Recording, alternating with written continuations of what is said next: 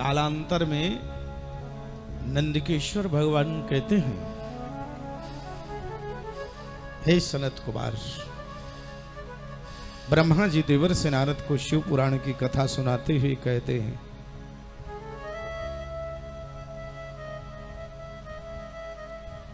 तारकासुर के 3 बेटे थे, तारकाक्ष, कमलाक्ष और विद्युन्माली। ये तीनों जब पिता का देहावसान हो गया तो बड़े दुखित हुए, बहुत दुख हुआ है। और देवताओं के प्रति प्रतिशोध की भावना हुई। हम देवताओं के प्रति प्रतिशोध की भावना रखते हुए इन तीनों ने मन में विचार किया कि हमें शक्ति अर्जित करनी चाहिए। तो तीनों ने सुमेरु पर्वत पर जाकर कठोर तप किया ब्रह्मा जी का। मैं निवेदन करूं, ये असुर भी तपस्या में बहुत आगे रहते थे, बहुत कठोर तपस्या करते थे। तो तीनों ने जब हजारों वर्ष तक तप किया तो ब्रह्मा जी को दया आ गई। ब्रह्मा जी प्रसन्न हुए और ब्रह्मा जी प्रसन्न होकर के कहने लगे कि वरदान मांगो।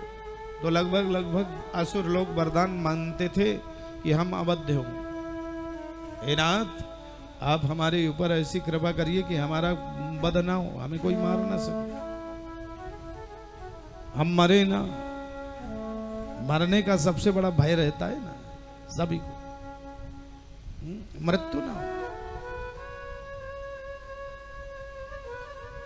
भजन करने का नहीं रहेगा। लाहौर की मंडी पर देवर गुरु नानक देव भ्रमण करते हुए बाजार से निकल रहे थे तो हंसी आई। भक्तों ने पूछा, गुरुदेव आपके हंसी का कारण क्या है? नानक जी कहते, छोड़ो ना। भक्तों ने कहा, नहीं गुरुदेव, आपके हंसी में भी कोई भेद हो।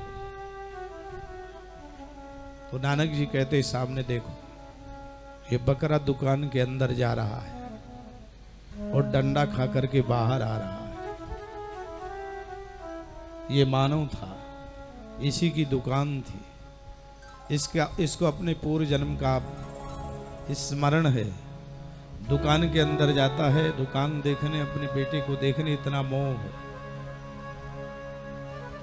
मोह के कारण बकरा बन गया, अहंकार के कारण बकरा बन गया। मानव तन था। हंसी इसलिए आ रही कि मानव तन था तो कभी प्रेम से किसी से बात नहीं किया, 4 पैसे थे अकड़ के चलता था। हंसी इसलिए आई है कि ये मानव था,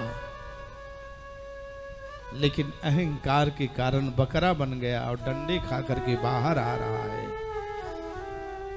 हे मानव, तुझे भगवान ने इस पंचभूत शरीर को दिया है तो कम से कम 24 घंटे में घंटे 2 घंटे प्रभु को याद तो कर ले, भगवान को स्मरण तो कर ले। तो इसने नहीं किया। नानक जी की इस शिक्षा से जितने से श्लोक लोगों ने दृष्टांत को सुना, सभी को अच्छा लगा, सभी सतर्क हुए। कथा से तो हम सतर्क ही होते हैं। सतर्क होने के लिए, अपने जीवन को सुधारने के लिए तो कथा है। कथा को सुनकर अपने जीवन में इन कथाओं को यदि हमने उतार लिया, धन के घमंड गौर मन से तुम दूर करो, दौलत खजाना माल या ही रह जाना है। तो ब्रह्मा जी कहते हैं, संसार में जो आया है उसे मरना पड़ेगा, दूसरा वरदान मांग लो। तो अब तीनों ने मन में विचार किया, कहने लगा, फिर आप ऐसे वरदान दे दीजिए कि हमारे ऊपर ऐसी कृपा कीजिए, ऐसे नगरों का निर्माण, ऐसे पुरियों का निर्माण कर दीजिए जो पुरियां अबद्ध हो जाएं, कोई उन पुरियों को भेदन ना कर सके, प्रवेश ना कर सके, हमें युद्ध में परास्त ना कर सके। ब्रह्मा जी ने कहा, ठीक है मांगो। तो तारकाक्ष ने स्वर्ण महल मांगा स्वर्ग में। स्वर्ग में स्वर्ण महल। ब्रह्मा जी ने कहा ठीक है। रावण ने भी स्वर्ण महल भगवान शंकर से छुड़ा लिया था। स्वर्ण महल में शांति नहीं है, शांति भगवान के चरणों में। कमलाक्ष को कहा कमलाक्ष तुम वरदान मांगो, तो कमलाक्ष ने भी वरदान मांगा मध्य में, धरती आकाश के मध्य में स्थिर मकान, रजत चांदी का भवन हो, वो देखो साधना से क्या दुर्गम बातें मिल जाती हैं। कहा ठीक है। अब विद्युन माली का नंबर आया कि तुम भी मांगो, क्या मांग रहे हो? तो कहा धरती में लौह महल, जिस महल में कोई हमारा शत्रु प्रवेश न कर सके। ब्रह्मा जी ने तीनों को, ये त्रिपुर कहलाते हैं, 3 पुरियों का निर्माण कर दिया क्रमशः।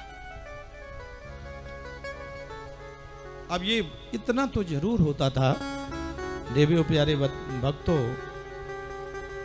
ये असुर आसुरी भावना के तो थे, लेकिन भगवान शंकर के बड़े भक्त, प्रत्येक दिन शिव की आराधना करते थे। शिव की आराधना के बिना जल भी नहीं पीते थे। असुर होते हुए भी सुबह से दोपहर तक भगवान शिव की आराधना करते थे। और जब कोई पर्व आता था तो पूरे पर्व में पूरी पूजा करते थे। लेकिन इनके अत्याचार, अनाचार, दुराचार से त्रैलोक्य दुखी होने लगा। समस्त देव वृंद ब्रह्मा जी के पास में गए और कहने लगे आपने तो अच्छे महल बनवाए, त्रैलोक्य में खलबली मचा दिया इन असुरों ने। ब्रह्मा जी कहते हैं मैंने तो निर्माण किया है, स्वयं का लगाया हुआ वृक्ष, करीर का वृक्ष भी हो उसे काटना कठिन लगता है। फिर ये भगवान शंकर के भक्त हैं, भगवान श्रीमन नारायण के पास में देव वृंद गए। भगवान श्रीमन नारायण भोलेनाथ के पास में गए और भोलेनाथ से प्रार्थना की प्रभु आप कृपा कीजिए। तो भगवान शंकर कहने लगे भक्तों की गृहस्थी को कभी उजाड़ा जाता है? मेरे भक्त हैं, मैंने मेरी इतनी आराधना पूजा करते हैं, मैं भले धर्म की एक बात का और ध्यान रखो, बहुत बार धर्म की आड़ पर अनादिकाल से अधर्म होता आया। धर्म कर्म कर रहे हैं और धर्म कर्म के बीच में अधर्म हो रहा है पहाड़ पर।